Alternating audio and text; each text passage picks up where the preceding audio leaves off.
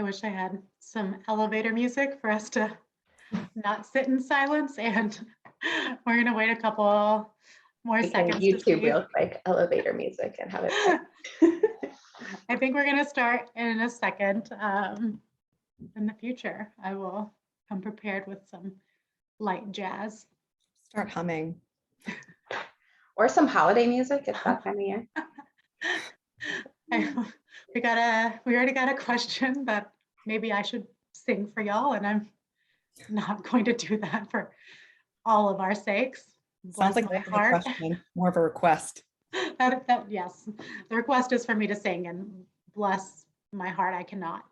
All right, we are going to get started. Good morning, y'all, and thank you for joining us. This is our coffee talk, our post follow-up of the webinar that Kim and Adee did in September, the exercise for everybody. And my name is Niki DuBois. I'm an alumni and family liaison and a licensed master social worker in the state of Texas. And I'm gonna let our co-host introduce themselves. Kim, would you like to go first? Sure. My name is Kim Fry. I'm a licensed marriage and family therapist. I'm recently, as of this week, an LMFT supervisor, which is very exciting. People finally went through. I'm also a former bar instructor and a NASM certified personal trainer. And I own Autonomy Therapy located in North Austin, Texas. We specialize in eating disorders, body image issues, with a niche in compulsive exercise. And we are a group practice of, I would say, roughly 8 practitioners. I have 2 students right now, but I'm gonna count them as clinicians. So there's 8 of us up there working virtually and some in person. Thank you, Kim. And Adee? Yeah. Hi, everyone. I'm Adee Levinstein. I am a registered dietitian, certified eating disorder specialist and supervisor, as well as a certified specialist in sports dietetics.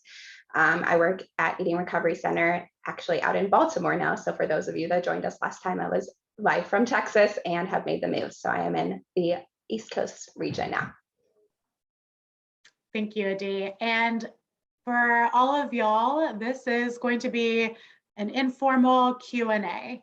So oh yeah, I forgot to say, if you got your coffee or tea, you can grab it. It's a coffee chat, get cozy, have some good conversation. Sparkling water, whatever your drink preference, we will be answering any of your questions. So anytime that you have a question, throw it in. I know that one of the questions that I got a lot of emails surrounding that we might start with first is if y'all could give more information on the myth of calories in versus calories out. Diving right in. I don't know, I was waiting for Adee to take this one. She's like a queen of an arsenal of information. I'll start. I'd like a gentle opener and then I'll pass it to you, Adee, because I think you've got some really great input on like the physiological and dietetic front of this.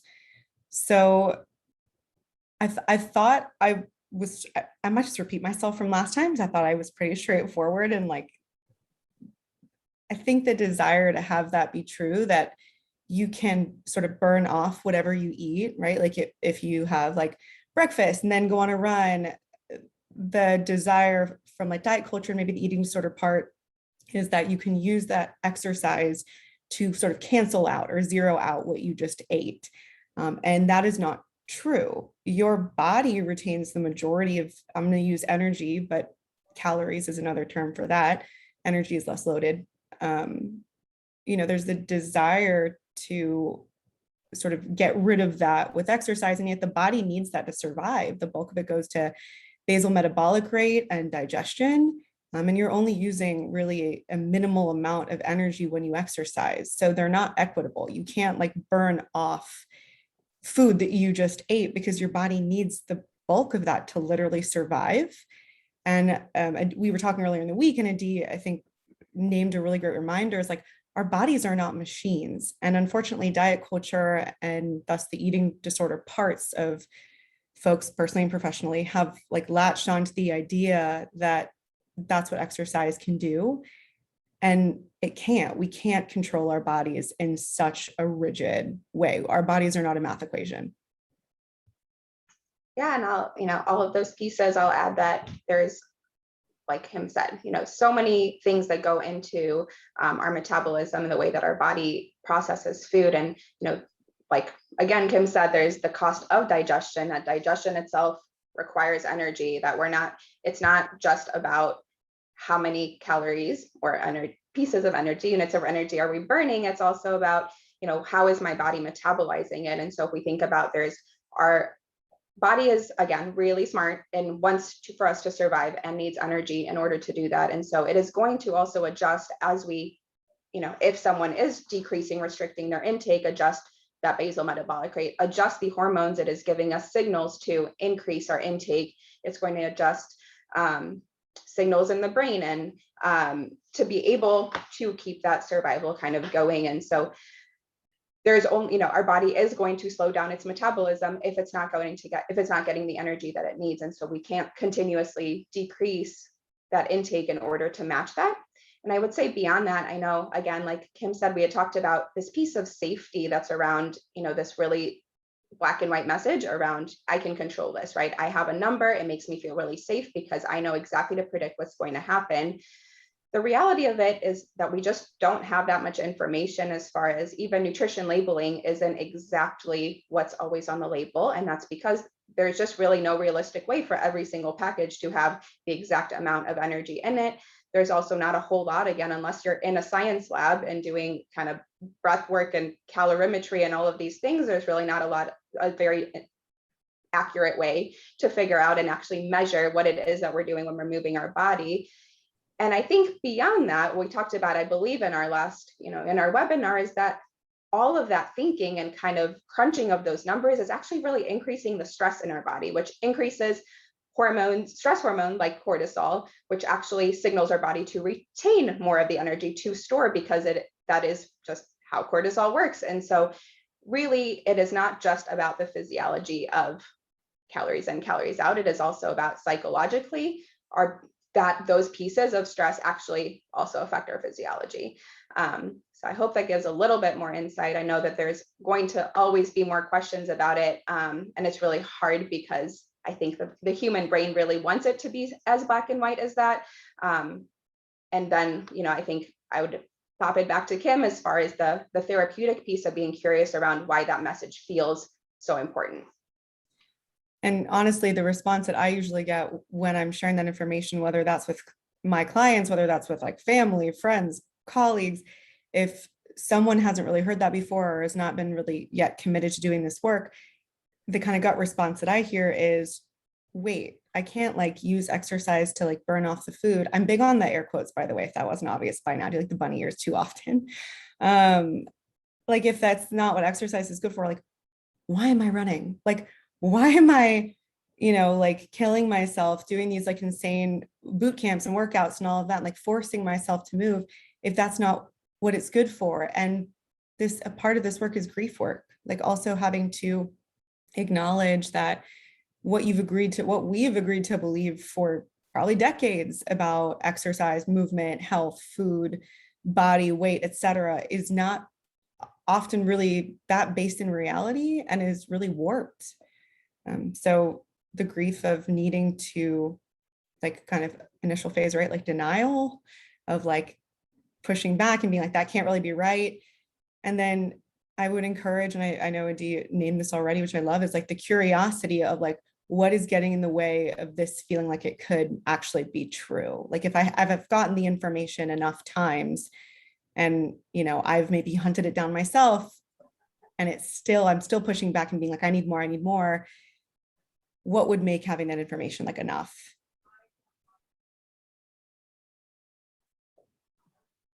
Thank you all both for sharing. And Kim, you mentioned that you had discussed this in the webinar. And I think the reason why there's so much pushback is what you mentioned, the grief around, is that majority of our lives, if you're doing this work, we've been told that it's easy to manipulate your weight, that you just need to have enough willpower, and that it's so simple. It's calories in versus calories out.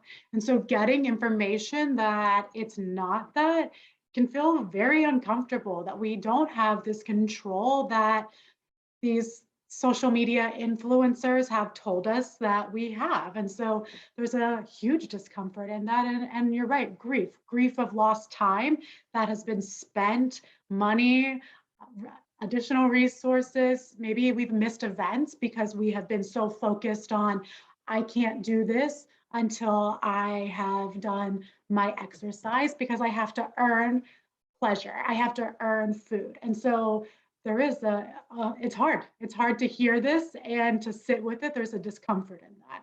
And so I appreciate both of y'all for expanding more on it. And we are getting some questions. So somebody asked, what are the pros and cons of including exercise within eating disorder recovery? Kim and I both just lit up. Yeah, I know. Adee's in a literal treatment center right now, though. So I want to let you start there. Absolutely. So I think, we mentioned this before, that the data, the literature on exercise is not superfluous at this time. There's a lot more that we still need to study in kind of for the literature piece. And anecdotally, I can say from my experience talking with patients and experience talking with outpatient providers, and when we really approach exercise as this quote unquote eating disorder behavior and something that is off limits, I think that creates even more disconnect, right, between like movement being such a wonderful part of a full life and quality of life, and there it becomes a little sticky because it can definitely be an eating disorder behavior. But I think that being able to introduce movement in a way that is different and separate from the eating disorder, and so again, if someone is running marathons as part of their disorder, running is not the first, second, or probably even fifth type of movement that we would recommend that they would engage in. But what would it be like for them to be present in their body and do yoga or a bar class or dance, or really like just some resistance movement, or not just, that is also a lovely type of movement. I think there's so many pieces, taking a mindful walk even, of what does it feel like to slow down and be present. And I think that really, I'm a big proponent of exposure therapy, of being able to expose people to different things that will serve them in the majority or the remainder of their lives that hopefully are not eating disorder ridden. And so introducing that movement when it is safe and appropriate with providers that are able to do that processing and appropriate recommending, really, I think will set them up for long-term being able to heal that relationship, because we're, again, not driving or contributing, I'd say, to the eating disorder by doing exactly what the eating disorder wants. We're really challenging them to say, what might this look like in a way that's not compensatory compulsive, that really I was experiencing prior, possibly. And I think this is a really great question. I would say that, think of it in terms of pros and cons, though, there is like some black and white thinking of that. It's a process. So my first thought is, well, a con, kind of using, there I go again, I'm not like sit on my hands.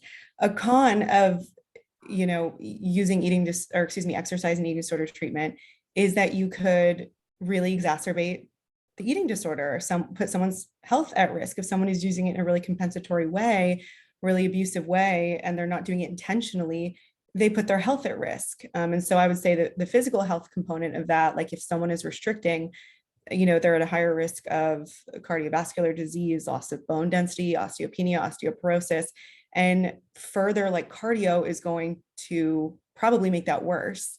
However, at the same time that like I think I love that Adee spoke to the nuance, and like we wouldn't put someone who's been compulsively running marathons or running in general, like back in it.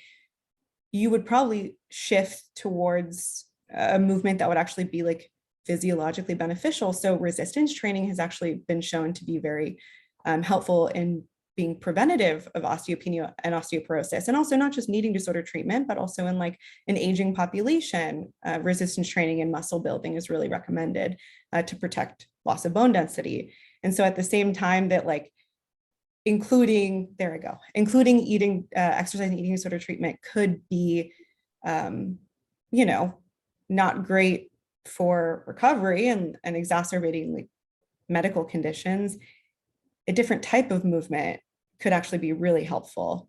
And I would say an outpatient, so I'm in private practice, when I'm seeing clients and I'm incorporating conversations about movement and exercise into the work that I'm doing, it's also really helpful for being able to support folks in reassessing their values. How we do anything is how we do everything. And so someone is like really achievement-based academically and career-wise, it's probably a no-brainer that they're also going to be achievement-based in movement as well. And so zooming out and really helping someone connect authentically to their values as a person, like their capital S self, what do I care about when it comes to movement, is also going to translate across the board for other areas. So it helps someone become just more connected to themselves and what they really care about, what they really value.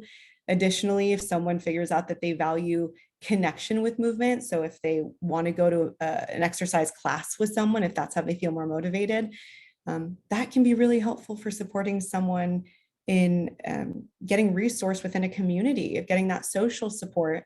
Eating disorders thrive in isolation. So by really helping them get resource in that one area, first of maybe movement, you're also supporting their recovery holistically, like out in the community. I want to add one more piece because that was so wonderful and actually sparked one of the other conversations I often have with my patients.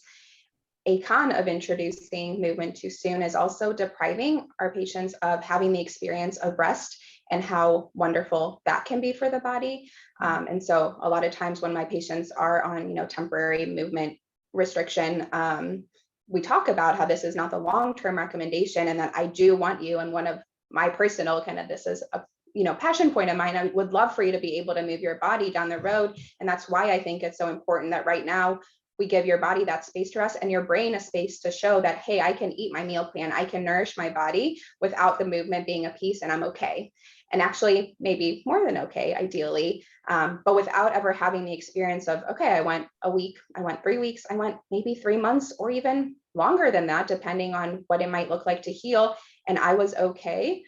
That gives us so much more flexibility in life, where we're going on vacation. Maybe my values don't align with waking up every morning and doing exercise while I'm in Italy, right? Or whatever. Gosh, hopefully COVID ends soon and we can do that again. But I think there's so much on this psychological value too of I am able to give my body what it needs without the exercise piece being a mandate, and kind of helping separate the two of I need to fuel my body and nourish my body regardless of movement. And if I want to add movement, then how can I nourish my body enough to both support my needs at rest and adding the movement piece on top of it? I love that. Giving the rest, it can also bring up a lot of discomfort, and being curious about that, wondering, why is this causing me so much discomfort? And have I been using it to cope through things? And are there other skills that I can learn to use so that when I don't have movement, that I can use the internal skills that I have learned? Well, I also have, sorry, I'm going to back that. So I was thinking too, like the benefits of including it maybe in like a higher level of care earlier on too, is that maybe you're not including the physical movement piece just yet, but at the very least, you're creating space to start providing psychoeducation.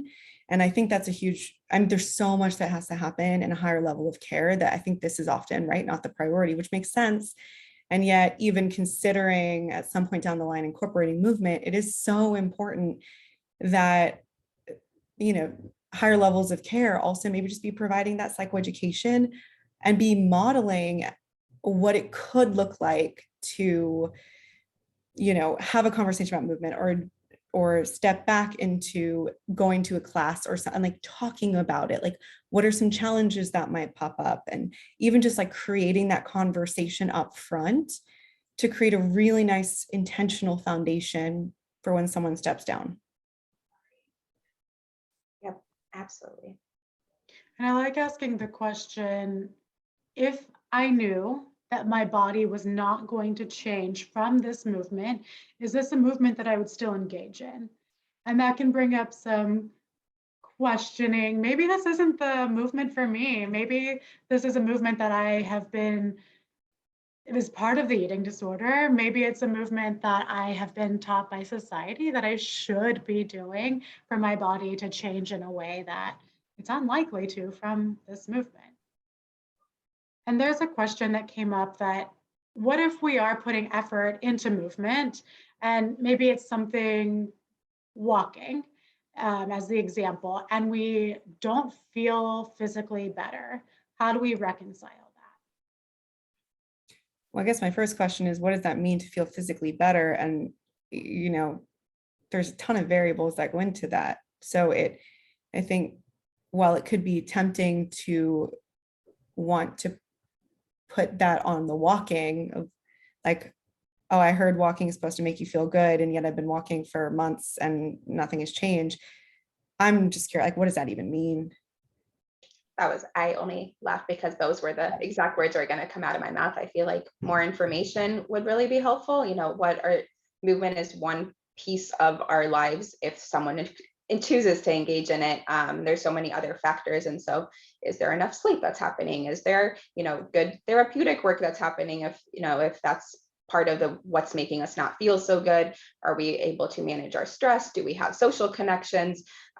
Is there another underlying, condition? Is there physical therapy needed? Maybe my knee is really in pain and walking is actually exacerbating that without, the appropriate support that it needs. So I would be curious kind of what other factors, and again, what does the not feeling better mean? What is not feeling good to begin with? Yes, those are great questions. And if that person who asked it would like to provide additional context, we'd be happy to answer that. Let me see, we're getting a lot of You thought questions. we're here to ask questions. We're asking you all the questions. I think something that came up for me when I was reading that question, often we have reframed exercise as movement, as a way to move away from the societal context of what exercise should look like. It should look like sweat dripping. It should look pain. We should feel pain, right? We have all these slogans like no pain, no gain. And switching to movement helps with that reframe. And then also thinking about how we've moved to joyful movement. And that's a term that I also used to use with clients.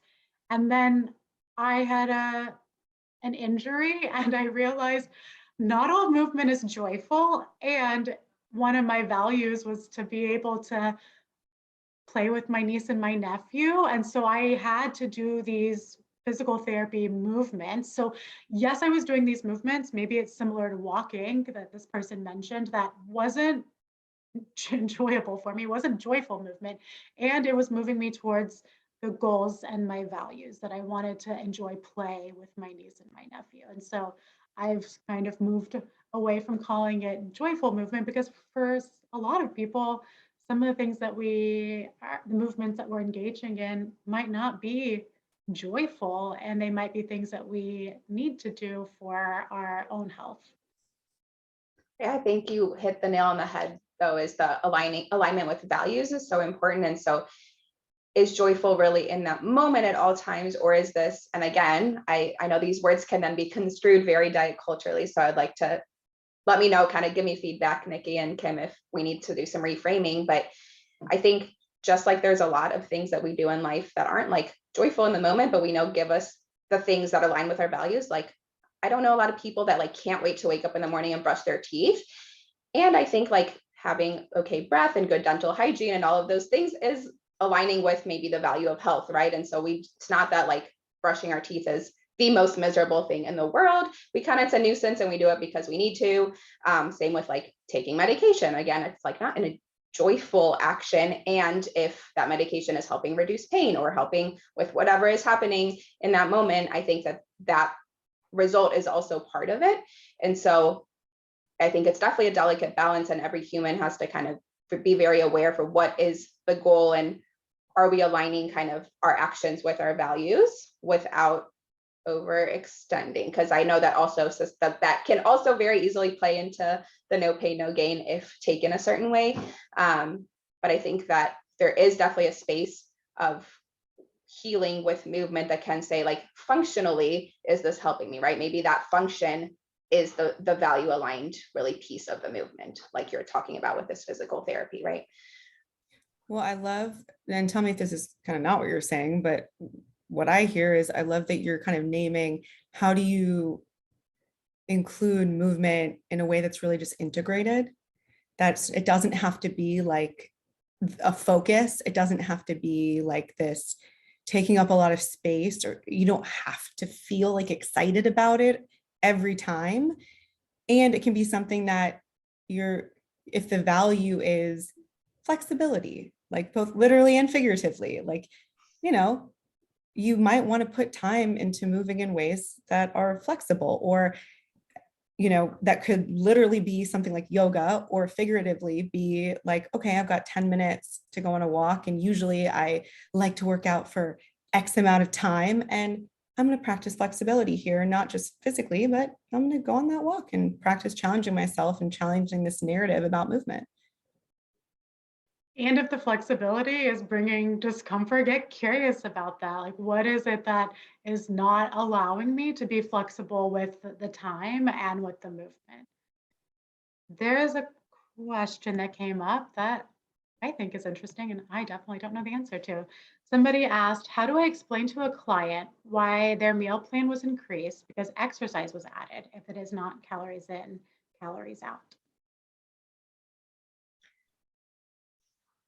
I think kind of the first thing comes to mind is that moving away from the black and white in all of the realms, including calories in, calories out, like we need energy to support movement. Movement does cost energy.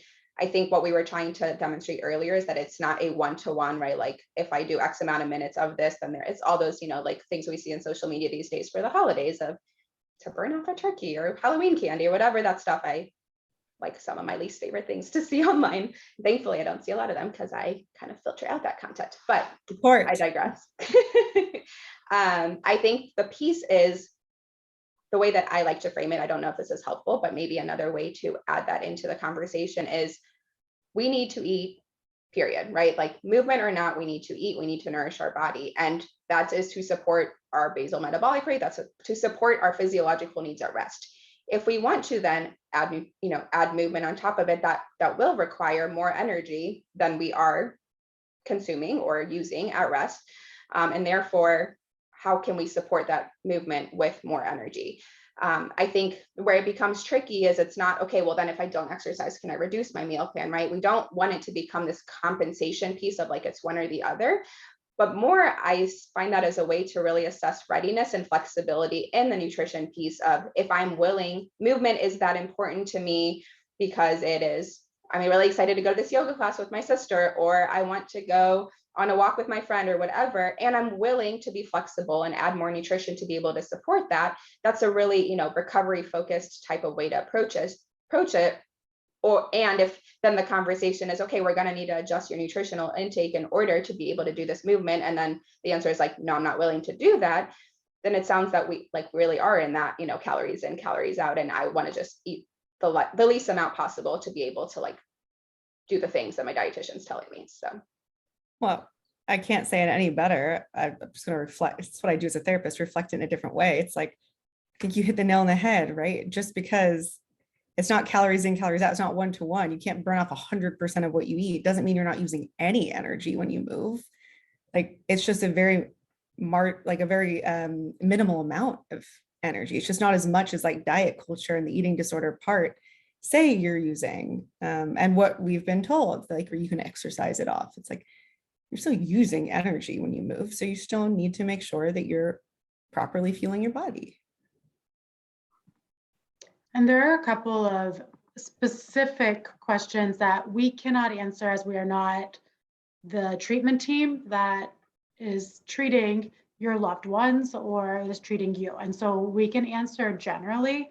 A couple of the themes that I'm seeing is that people are asking if themselves or their loved ones had engaged in a competitive activity prior to maybe it being more compulsive or maybe the eating disorder. How do they know when it's okay to go back to that, or is it? And I know that we kind of touched on that with marathon running, but I'm curious as to hearing if this is a sport that maybe they're playing in high school with the dreams of going to college, or maybe they're at the collegiate level playing. What are y'all's thoughts on that? You may go ahead. Yeah, you start. I'll piggyback. Yeah, I mean, again, I think to start off with is leading in that discomfort that we don't have a black and white answer, right? That it is going to be so different. I think we can give some tools as far as what are pieces to be curious about and explore to assess for readiness.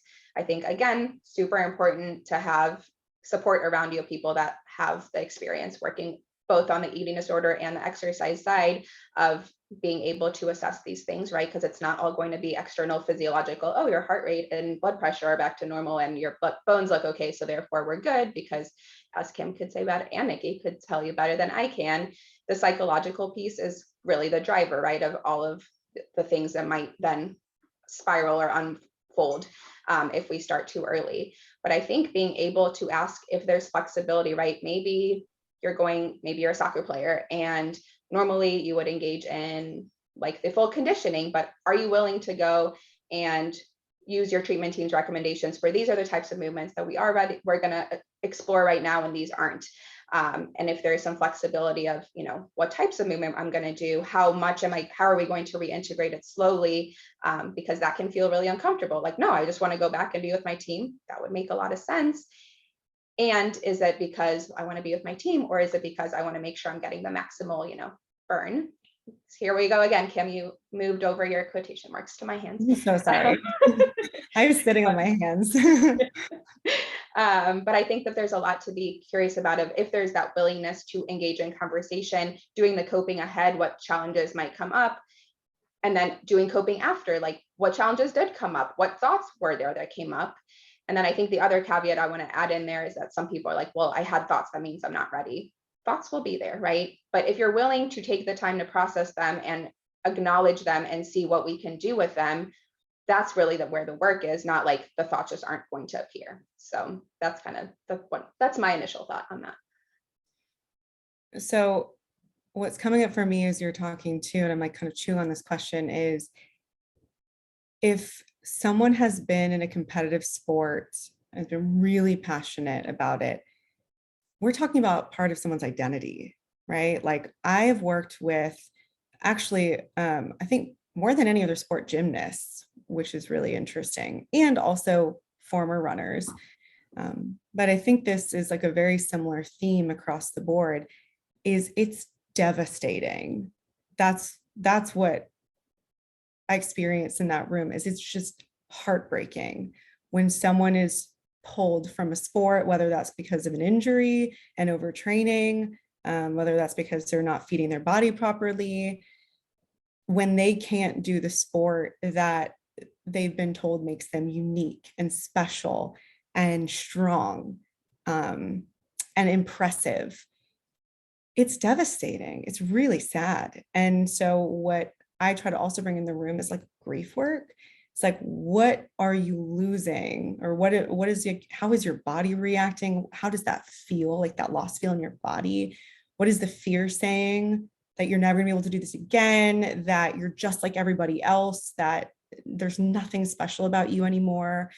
And all of that sits in sort of swimming in the same soup alongside the, disordered parts that are saying, now your body's going to change. And now, but that's also like, your body's going to change. Just another reminder, you're not special.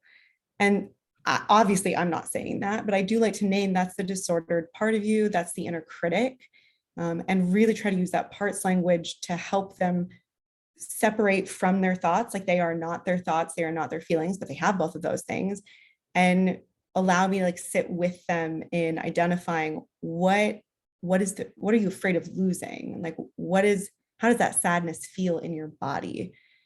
And really slowing down and taking time to acknowledge like, what is so scary about not being able to do this sport right now, and not necessarily spend too much time reassuring them that, well, don't worry, at some point you might be able to do it again. Like all of that is obviously really important, but I love also too that paired with that grief work gets to be sort of what Adee is saying, like that values-based work of, all right, if what you really loved about this sport was you felt strong and you learned it, sounds like a value of yours is like growth, strength, and maybe competence, is like, how can we lead with those and make it maybe less about that sport up front and more like, what are other areas of your life where you get those needs met? Oh, nowhere else. Let's talk about that. And then down the line, being able to validate like, okay, there were really special things about that sport. Baby steps here, like what feels accessible right now. And I also love that Adee named, the thoughts aren't going to go away. Like in recovery, you probably are going to have, the clients are going to have eating disorder, diet culture thoughts. That doesn't mean that they shouldn't do what they're doing. It just means they get to really be intentional about what is coming up for me right now. How am I feeling? What is the disorder part saying? What's the inner critic saying? And being able to express that and get support. And am I changing my behavior based on those thoughts too? So that, can you tell that one of us is a dietitian, one's a therapist? I don't know. You like really leaned in heavy into exposure therapy. And I was like, yep, that was nice. But it ties really well with the nutrition piece and body pieces. And for those of you that are raising your hands, we cannot really see them. So if you have questions, please put them into the Q&A. One of the questions that we just received, speaking of who's a dietitian, who's not, is when should dietitians start to introduce movement for a patient who had been temporarily restricted from movement, and how can they find what works best for the patient? Another very good question. Again, with the can't give you here is the exact timeline. I think like Kim said, having conversations about movement, really appropriate pretty early on, right? It's not us talking about things, it's not them doing them. And again, physiologically needing to know that your patient is stable and that the lab work is coming back, you know, quote unquote normal. I didn't use my hands this time. And that, you know, nutritionally, they are meeting their meal plan. I think on the nutrition end, I like to see that they're able to practice flexibility with the food before we start introducing really any type of more intensive movement, because if there's a lot of rigidity still happening with the food behaviors, that's, you know, that psychological rigidity that likely is also going to translate with the movement. And so I want to be able to see, like, are you able to practice eating some fear foods? Are you able to, you know, go up that hierarchy and even have discussions about, like, I'm going to go maybe eat with my friends or with my family, things they know outside of my treatment team. And again, every person's exposure work and you know, challenging work will look differently. But I think having a lot of those conversations and then being curious with your patient, like, why are we doing movement? And, you know, what are the intentions behind it? But as, you know, on the nutrition end of things, like, are they fueled enough and are they working with someone? And if, you know, if we're not the ones doing, we can definitely be doing some of that processing, like on the exercise piece, but also really helpful to have a, you know, mental health professional on the team to say, like, doing more of that coping ahead, coping after, really values driven work and all of those things to make sure that they're getting the space that they need. Because as a dietitian, of course, we're worried about physiologically, like, is this appropriate for them? But as an eating disorder dietitian, I'm also worried about, like, what's happening in their brain, and are we playing really into those repetitive eating disorder thoughts that's really long-term going to make it much harder to separate from the eating disorder, or are we really helping them move towards recovery? And how would a parent who is supporting a loved one, how would they determine whether their loved one's movement is part of the eating disorder or not? There have been some questions in there that my child says that this is not, or maybe even if it's yourself and you're questioning this isn't part of my eating disorder, this is something I truly love. What are some ways that we can be curious about whether that is true or not? My first thought is, if I'm speaking to a parent, you don't decide. You know, connect with a treatment team.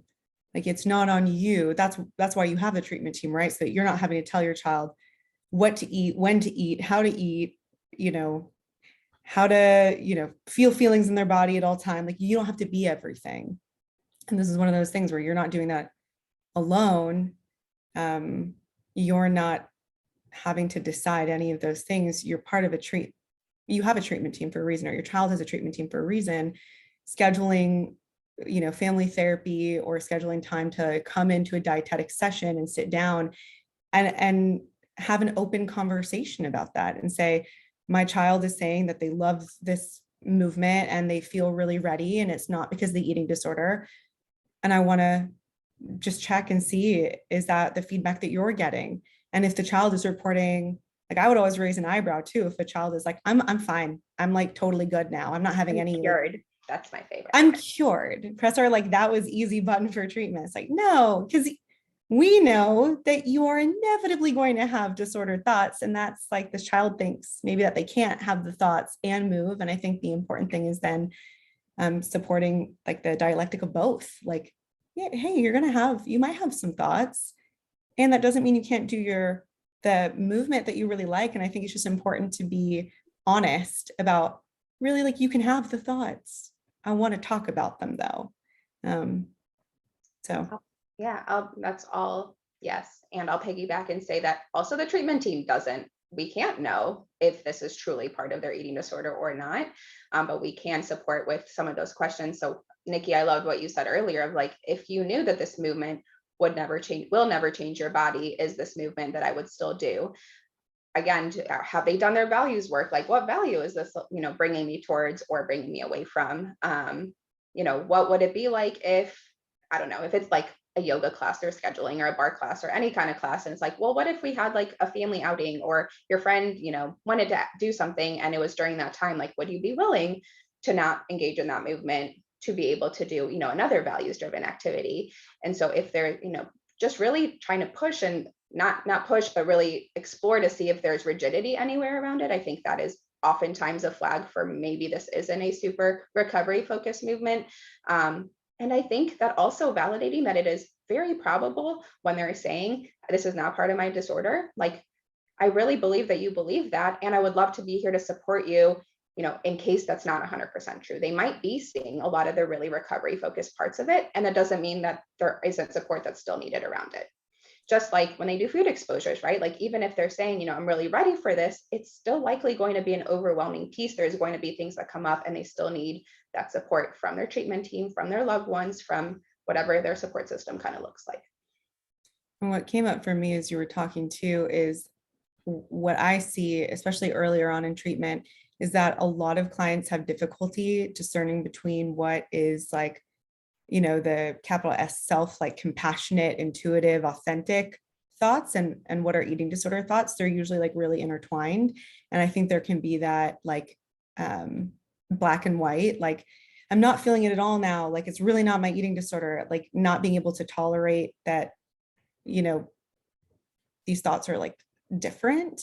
And that's why I'm really big on using like parts language to help clients to reflect back. It sounds like, yeah, that sounds like a really values driven, compassionate part of you. That thought sounded like an eating disorder thought. Does that feel like that might have been the disordered part? And that work, for some people, it happens like much easier. And for others, it can take a really long time to sort of pull apart what is the disordered thought versus what is authentic and values based, because we're not actually, this is a qualm of mine, we're not really taught these things ever in school. And I think that there needs to be like mental health and like educated dietetic classes woven into early education, because I have so many clients where when I say like there's a difference and like kind of zooming out and these are just parts of you, like what are all these different parts maybe saying at any given time, there's so much relief at like, oh, when I can name it, I then have a choice to like hear it. I don't have to react to it. It really helps clients step away from like the compulsive nature of what's associated with like reacting and like reactivity versus like responding. Love that. And we've gotten some questions regarding that this might feel like it is geared towards a younger cohort for some of our responses. And these are questions that we are asking anyone of any age to be curious about. So if you are experiencing or in recovery or notice that your relationship with food and movement is not feeling like it is holding the space in your life that you'd want it to, and your relationship feels tenuous, this is across the board, all ages. We did mention some things regarding parents and listening to the treatment team and not taking on the role of being the treatment team. And the rest is applicable to all ages. There is a question though that I would like to answer, not me, have y'all answer. So if we are in our later stages of our life and we are, let me find the question, and we are going through menopause and maybe we are dealing with osteoporosis, most providers assume that wanting to move is to lose weight. My main concern is bone health. There are many older people who have had eating disorders for years, and it just feels like we are an ignored cohort. Is anyone studying exercise in this group as part of a recovery program? And then if another question to add on that somebody else asked is, if we are in our later stages in our life and our doctors are recommending that we need to do movement, how do we move in a way that is not aligned with diet culture? Well, I threw a lot at y'all. yes, no, these are excellent All good questions. I questions, think yeah. exercise and eating disorders in general is a pretty baby field as far as like, you know, what we know and where it's coming. I don't know specifically of menopause research and exercise and eating disorder recovery, and I really hope that it is out there, and that if it's not, that someone is on here listening and is like, "Ooh, that's my, you know, PhD dissertation trajectory." I know that in general, menopause is not, we don't have as much information about it, and that becomes a really stressful time for a lot of women women identifying going through biologically women going through Female assigned at birth. that process. Thank you. Okay. Sorry, there's an alarm going off back here that someone didn't use their badge, and so my brain is kind of listening to that. But that can be a really hard time because there's a lot of body changes happening then that we don't necessarily, kind of like when we go through puberty, people are like, yeah, your body's going to change, you'll be fine. And that's a really hard time for a lot of people of all genders. And same thing, I think, with menopause is we don't really have a lot of conversations of what that feels like when the body is changing. And a lot of stuff comes up even after a really solid period of recovery. And so I would like to send a lot of compassion your way that is a part that we need to know more about and need to have more conversations. And I would encourage, if you have people in your life that are kind of part of the, you know, this recovery focused type of language, to really lean and start those conversations, because I would put a lot of money on the fact that there are probably a lot of people thinking those same things and don't have the support or really even willingness to bring it up with other people. But my answer is I don't know of the research, and I'm hoping that it is out there. And then the other piece with the movement, and Kim, I'm going to let you kind of piggyback off of it, is that I would recommend finding someone that is a HAES aligned personal trainer of sorts, or someone in the exercise field that is, you know, more weight inclusive, size inclusive, and all of those things are telling us that they're not buying into diet culture, and talking about what are some movements that might be helpful, and working with someone that, if that is accessible. I mean, I couldn't have said any of that better. You like read my mind. Yes. To speak to like the movement piece, and well, I'll offer my compassion as well, that there really isn't enough research, and I don't like research, so I'm not going to be the one to do it. So I'm out on that, but I will cheer anyone else on who wants to do it. As far as the movement piece goes, it's really wonderful to see actually that more and more recently, with like this education information becoming more frequent and accessible, with, you know, online, and then people like providing it on like their websites and social media platforms and TikTok and all of that, that there have been a lot more studios around and trainers around the country, and actually, you know, nationwide and beyond, that really value intuitive / joyful movement. And I promise this is like not an ad. I get no kickbacks for any of this. In a perfect world, I would.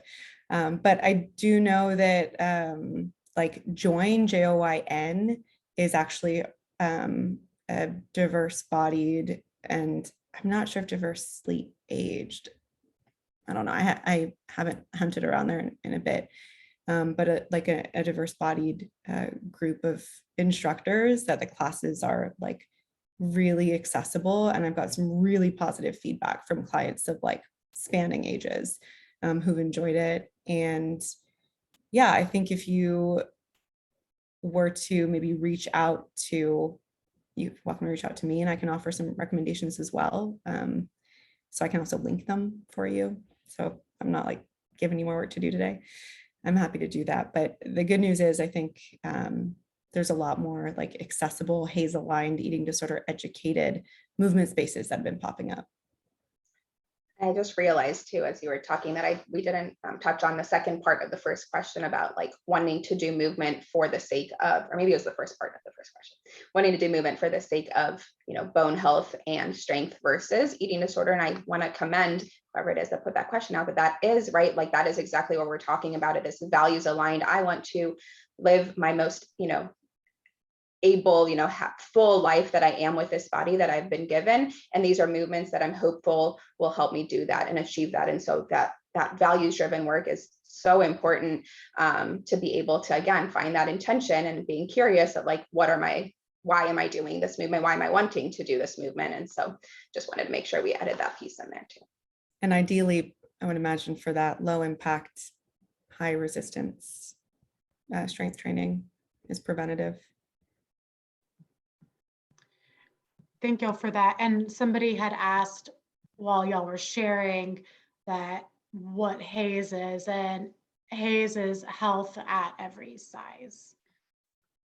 And we can link, I will consult with you, Kim, and I can find some additional resources to include in the follow-up email, which again, will have the recording of this as well as the previous recording of the longer webinar that Kim and Adee presented on, and we can add the additional resources for the anti-diet culture movement.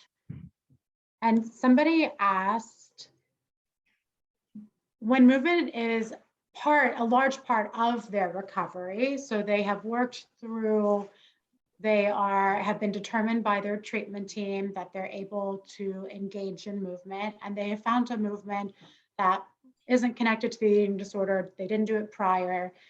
How are they able to distinguish at that point whether it's a healthy coping skill or if they're using it as a distraction to cope with something that they have an uncomfortable time sitting with?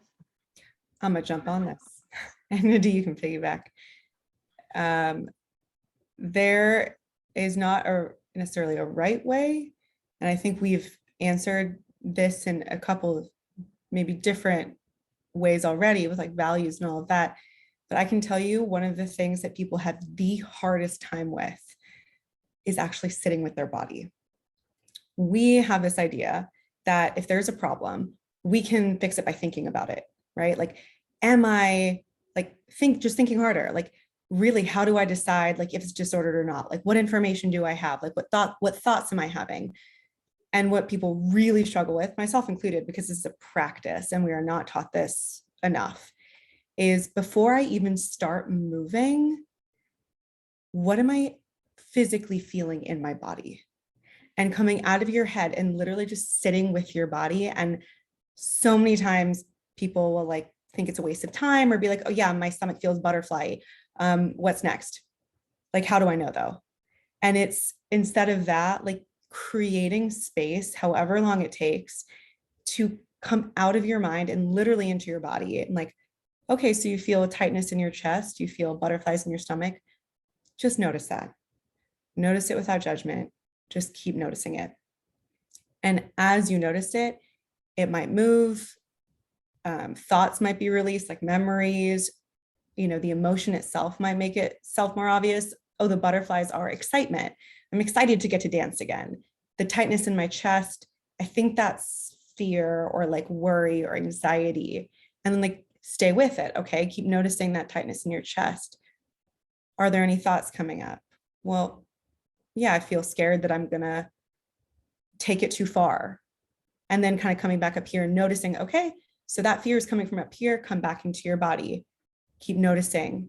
And the longer that you stay out of your head and in your body, just noticing that feeling physically, literally letting yourself feel your feelings. That's what that means, is letting it pass. It will pass. And there's some kind of grounded clarity that comes for so many people when they give themselves permission to do that. Your experience, everyone's experience will be different. And yet the more that you give yourself permission to connect with your physical body before ever attempting to move it, you'll be pretty clear on, yeah, it's all dread. There's no excitement. I'm not happy. I feel heavy. And your body will actually tell you. I love getting to do these chats with you, Kim, because I always learn something new from you. That was awesome. And I will just add one piece that, again, with especially higher level of care, when we are oftentimes doing kind of more rest periods before integrating movement, one of the pieces that we talked about earlier is that, I want you to be able to move your body long term. And one of the indicators I think that sometimes can be helpful is, if this is my only coping skill, I will know, because what if dance is my movement of choice, and I break my ankle, right? And then now I don't have coping skills, right? Like now the thought of not being able to move my body sounds impossible. Like I will not make it through if I cannot move my body in this very specific way. And so I think that is another indicator of maybe it is time to build, my coping toolkit, toolbox, to be able to add to movement. Movement can be one really wonderful skill. We know that physiologically, psychologically has so many benefits, and we don't want it to be the only thing in our toolbox, to be able to make it sustainable, right? Because if then we rely on it forever, it becomes more of a thing we have to do versus a thing we want to do. I love that you mentioned that. That's something that I often share, is that food is also a valid coping mechanism. And I don't want it to be the only one. Same with movement. It is valid. And we want you to be able to have multiple different coping mechanisms. And we teach, if you've been in higher levels of care, you have been taught so many. So using those and not just relying on one as your primary source. And I know we have a minute left, but there was two questions that I'm going to combine, and I liked them, so I want to throw them out there. So somebody had said that earlier I had mentioned that movement will not change your body. And what I was specifically mentioning was that being curious about, if movement didn't change your body, is this something that I would continue doing? Just that's for me to check on my motivations. That's for me. I do that with my own life, and checking in on my clients' motivations for movement. The other Wait, question, Niki, sorry. Can I jump in? Yeah, and I want to clarify that there's a difference between wanting like very specific physical changes to your body versus wanting the movement itself to aid you in a values-based way. Like if the intention for lifting weights, and I think this goes back to Adee's point kind of midway through, which was fantastic. If the weightlifting for you is kind of like, meh, whatever, it means to an end, right? So I can lift my kids. So I have cats, not kids. So I can lift 3 cats at once. I have 3 cats. It's a lot of cats. Then yeah, I'm gonna like lift weights. I'm gonna do my push-ups because I want to be able to pick up an 18-pound cat and not throw out my back. And I think there's a difference between wanting like those very specific physical changes and wanting the movement to support you and living the life that you feel very connected to. Thank you, Kim. And the other question that I was tying into that is very similar. I mean, the same, is that you wouldn't necessarily say it's a bad thing to exercise with a major purpose of changing the body, would you? For example, resistance training to build muscles for a sport, but also for appearance. That's the both and, right? Like, I think the building muscles for appearance piece, get curious about, like if building muscle guaranteed that you could have, to feel stronger and have like part A, but you didn't get part B, would you still want to do it? Like, and I think that is sort of like Niki's point, right? Is the like, if like, I think that question kind of helps you answer, well, I don't care enough about being strong. I care more about looking strong, but it can be both and, right? Like that also speaks to both Adee and my point from earlier is parts like that disordered part or that diet culture-y, diet wellness part of you inevitably wants that because that's what you've been trained makes us like attractive and desirable. All of this is in air quotes, but I'm not going to do them. Then of course parts of you want that. And you can't just make those thoughts go away as long as you're making an intentional effort to make sure that there's also like the values-based thoughts that you're putting energy towards and you're not only focused on part B, then that makes total sense. I was going to tie it right back to, yeah, those thoughts can be there and that it's not wrong to want those things. It is a space for curiosity. It makes sense for us to have thoughts because we all live in this world and no one is immune to the things that happen around us. And it's just more to be curious about. Thank you. And thank you, Kim and Adee, for your time today. And thank you everyone for joining. Again, I will be sending a recording out of this webinar and the previous webinar, and I will try to answer some of the questions with Kim and Adee's help that we didn't get a chance to, and we will be linking resources, and that will come out to y'all next week.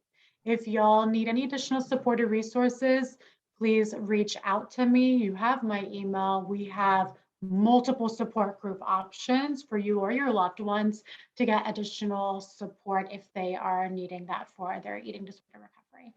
And I hope that y'all have a great rest of your Friday and a great weekend. Thanks, y'all. Thank you. Thank you.